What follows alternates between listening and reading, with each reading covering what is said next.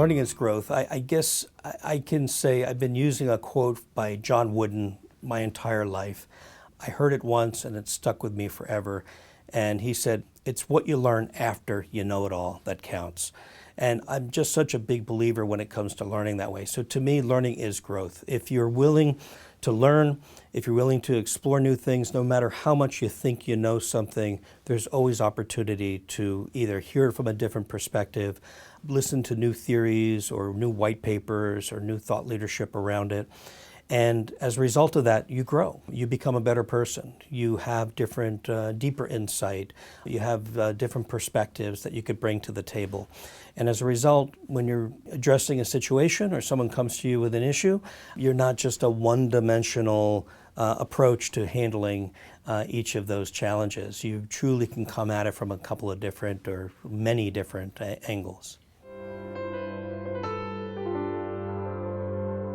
Lifelong learning, I think, is critical. I think in the technology business, it's critical. It's do or die, because if you're flat in your learning from a technology perspective, the market is moving so fast that you have to stay on top of things to be relevant and to make sure your skill set and the skills that you bring to the table are relevant, not only to you and your team, but more importantly to your clients and your stakeholders.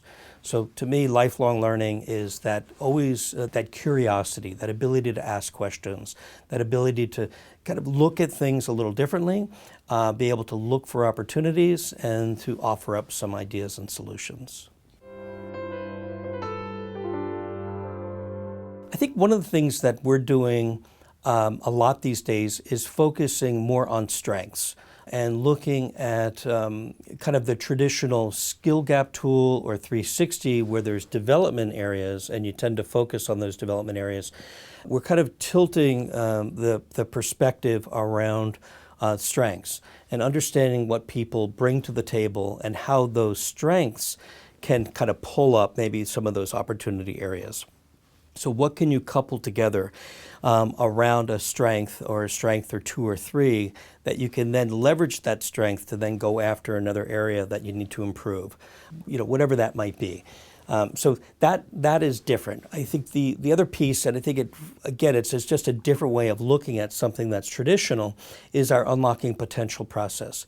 So it's that ability, rather than looking at the traditional performance review kind of model and that process that we've all been around, exposed to for the last 20 years or so, and really moving that over to this unlocking potential process, this very light touch and focusing the outcome of that conversation to be more feed forward, to be more future focused, to be more around developing and what I can do to support you and move things forward rather than looking at the past.